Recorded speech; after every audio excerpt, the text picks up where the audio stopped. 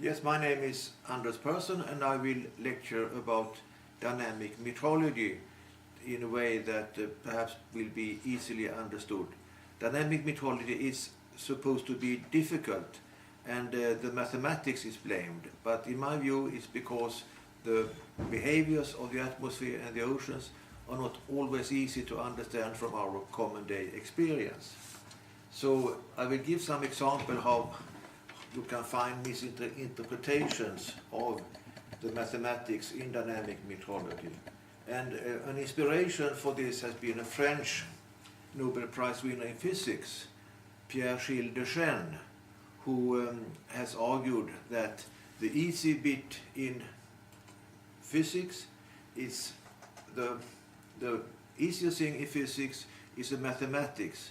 The problem is to understand what the mathematics mean. And I will give some examples of the Foucault pendulum, the Coriolis effect, the acceleration of air in a constant pressure field, hygrostrophic winds, kinetic and potential energy, streamlines versus trajectories, and finally a very famous example of how air passes over a mountain. The mathematics in these cases in the books are normally correct, but the interpretations are incomplete, misleading, and sometimes even completely wrong. The first example is the famous Foucault pendulum, which was set up in 1851 in Paris to show that the Earth is rotating. And the pendulum is swinging, and the idea was that it would, because it moves under inertia, be fixed to a certain star.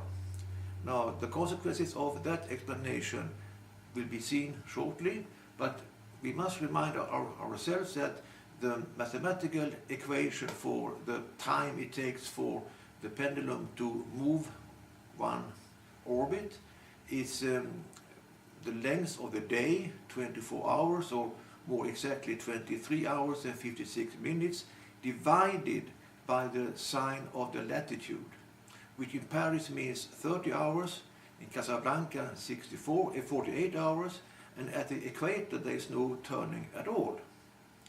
Now, the explanation that you normally or quite often find in books is pictured here.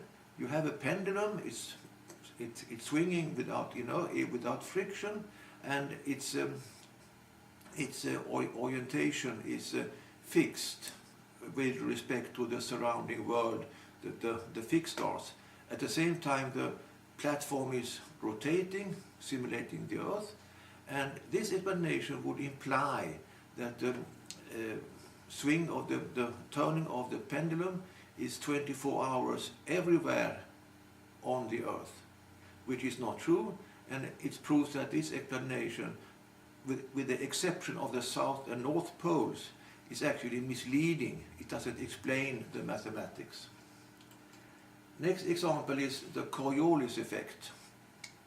And here I've taken a very popular explanation where the deflection of motion over the Earth's surface, winds or ocean currents or anything, is attributed to the different velocities of the latitudes. So here we have 30 degrees north is moving with 400 meters per second, and the equator 460 or 464 meters per second. And when air is moving from the higher latitude to the lower latitude, it takes its velocity with it. It conserves its absolute velocity. And as a consequence, it will arrive at the equator from a northeasterly direction, which is correct. That is what we can observe. But that something is wrong is proven by the fact that now the wind must be 60 meters per second, the difference between the absolute speeds of these two latitudes. And the clue is that air or water moving over the Earth's surface does not conserve its absolute velocity, as I will show in another lecture. Another popular but also misleading or explanation is on the merry-go-round, a carousel, and if you have something moving over it frictionless, From the outside, it goes in a straight line, assuming there is no friction to the platform. But when you are on the carousel, take part in the rotation, then you can see how it is deflected, in this case, to the right. And that seems to agree with the mathematics. The Coriolis effect should deflect it to the right. But what is misleading here is that in this motion, it's not only the Coriolis effect or the Coriolis force that is active, but also the centrifugal force. And that is actually quite important. We cannot only explain what is happening here from the Coriolis force, then we are not correct. We must include another force, and then the pedagogical value of this platform experiment is rather lost. But strangely enough, and it was discovered by a French mathematician in 1847, if you combine these two misleading explanations, the trade wind model and the carousel, both are wrong, but if you combine them, the errors compensate each other and you arrive at the right result. And I will show that in the next picture, that this appears in two different versions in many textbooks, one to the lower left and one to the right, and it starts by expressing the distance, the deflection, delta S, as first of all product of the angular of the angle here times the radius, and then secondly the deflection as a consequence of a sideways acceleration. And then if you combine these two mathematically correct expressions, you arrive at an acceleration of 2 omega times the relative velocity, which is exactly the Coriolis equation. So, and this is a very deceptive derivation just because it arrives at the right answer from wrong conceptions. And it might also mislead people to believe that just because the result is correct, that the basic assumptions made initially also are correct, which they are not, because the errors happen to compensate each other. And I'm sorry to say that at least 2 Russian textbooks I have come over have exactly one of these explanations as the main way to explain the Coriolis effect. Then another very popular image, both in textbooks and on the web, is to explain geostrophic wind adjustment. The wind and the pressure field normally have a geostrophic balance. The wind moves parallel to the isobars. And how that comes about is often explained correctly in equations. The equations you have to the left, and they are quite correct. And then the picture that normally follows is the one to the right, and it's like a well-behaved motorist entering the highway, attaining the agreed speed. But actually what the equations tell us and what actually happens in reality is that the wind does not go up to the geostrophic wind. Something else happens. So this explanation is wrong. What happens is that the wind goes up to double the geostrophic wind, and thus being super geostrophic and double the strength of the pressure gradient force. The Coriolis force will deflect this to the right, which means back to where it came from, to the higher pressure. Then this repeats, it accelerates again to the double geostrophic speed. And this is not just me playing with mathematics.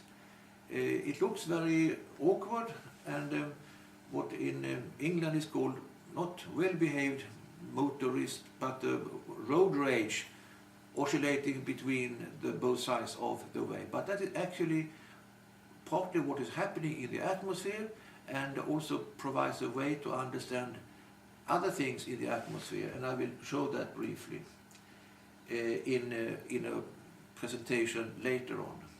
Then another popular image is of course of high and low pressure centers, where on the northern hemisphere the wind is counterclockwise in the low pressure and clockwise in the high pressure center.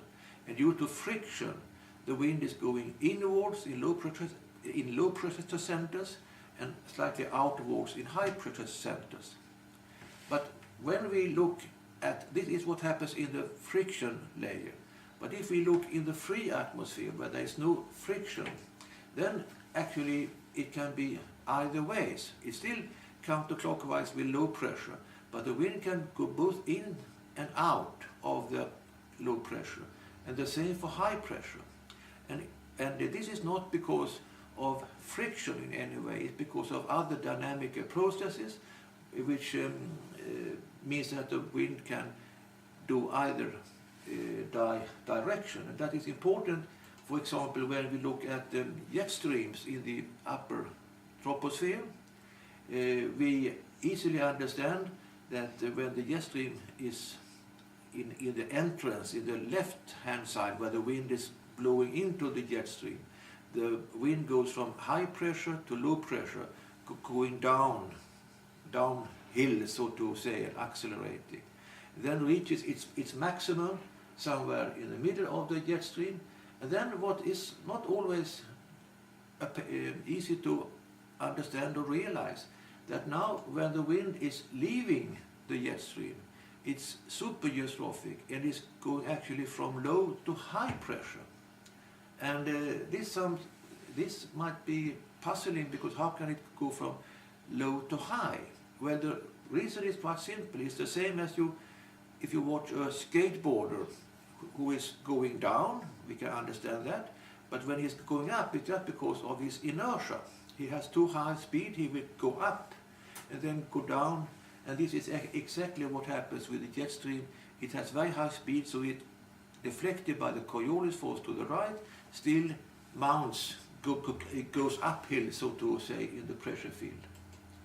And this is also connected with changes in the energy. So it starts from a high position and goes down like the skateboarder. And that means converting potential energy to kinetic energy. And then at the so-called exit, where the wind is leaving the jet stream, the reverse takes place. A lot of kinetic energy, the wind or the skateboarder goes up and converts back to potential energy. And this is important to realize when you look at something that is called energy budgets. The upper picture here is a budget, what is happening over a longer time period, where potential energy goes over into kinetic energy and ultimately ends up as friction, turbulence, in small-scale noise. This is quite correct, but it does not reflect what is happening in every individual instant, just now, because the main process is a constant interaction between potential and kinetic energy, a constant exchange of energy between these two. And just a small fraction is lost into turbulent friction or other sinks for the kinetic energy. Number 6 is streamlines and trajectories. And streamlines is lines that are connecting velocities with the same direction. And streamlines is the path of an individual air or water parcel. And there are simple kinematic rules how they relate in an elementary way. So here is an example of streamlines, the full black lines of a wave moving eastward. It's progressive. Then there is an air parcel that is moving through this, as is normally the case. The wind is faster than the pressure patterns themselves. So the wind normally moves through weather systems. And so does this, and has, for simple kinematic reasons, larger amplitudes and longer wavelengths than the streamlines. And a common error is to streamlines and trajectories are identical only when the streamlines are constant, when there is no motion of the waves. But normally there is motion of the systems. But many textbooks or websites forget that. And when it comes to, for example, the gradient wind balance, where the wind strength depends on the curvature, it is actually the curvature of the trajectories, not of the streamlines, that is important. And many have committed this error, and as I will tell in the seminar about planetary waves, Rossby's waves, he actually also committed that error in his famous paper. And when it comes to understanding vorticity, it's again important to see the distinction between streamlines and the motion of individual air or water particles. So just because the streamlines are anticyclonically curved, as in the left picture here, does not mean that the vorticity necessarily is negative, nor if the streamlines are cyclonically curved that the vorticity is positive. And I have here sort of examples of a square, water square of air that is moving in a streamline, straight streamlines or curved streamlines. And it's not obvious if the vorticity is positive, negative, or zero. And so the first one is quite simple. The vorticity is zero. The streamlines are straight, and the air parcel does not change its orientation. It stays straight. The second one is stationary, but the rotation is anticyclonic, so the vorticity here is negative. In the third example, the flow is curved, the streamlines are curved, but the parcel does not change its orientation. So also here the vorticity is zero. And here we have curved flow, and the vorticity is positive because the air parcel is changing its direction. And finally, a straight flow, but the air parcels change their orientation, so the vorticity is non-zero, is positive. And then finally, a more complicated parameter than just vorticity is potential vorticity, which is a very useful parameter in many ways. But as with many useful parameters, they must be treated with some care. And in this example, I'm not quite sure if this is the case. It is a very popular explanation of how air is passing a mountain and why in the lee of the mountain there is forming a major trough, a major cyclonic flow. And the potential vorticity is the sum of the relative vorticity and the Coriolis parameter, as you can see up to the right, divided by the height of the air or water parcel. PV is a shortening for potential vorticity. And now just briefly, and you can see this example on the web, so I will do it quite briefly. The idea is that when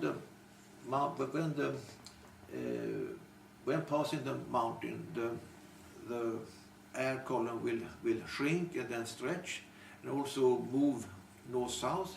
And this interplay between the change of the height and the latitude will induce vorticity in the air column that will make it deflect and create some sort of trough in the lee of the mountain. And it looks quite nice.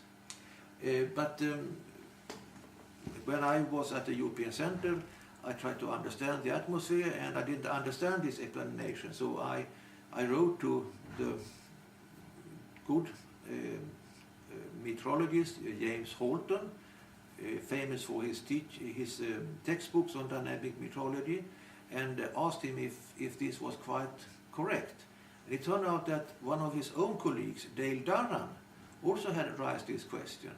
And this motivated James Holton to have a seminar about this example, where he said that although it seems to work fine for flows from the west, when you apply it in the other direction, it leads to some absurdity, strange result. And if that is the case, the fact that it seems to work from west to east might be misleading. And here is what happens if you apply this logic for an air parcel coming from the east to the west.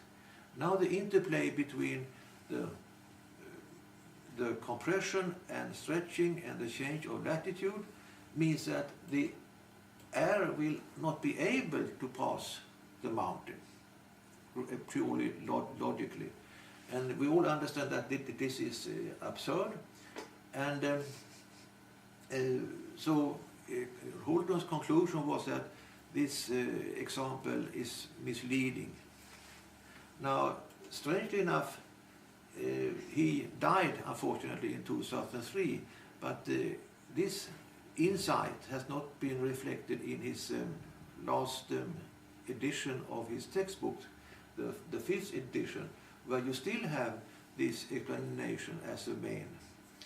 And so my general advice is that there is a lot to rethink in dynamic metrology, and this is one example where we have to be critical. Thank you.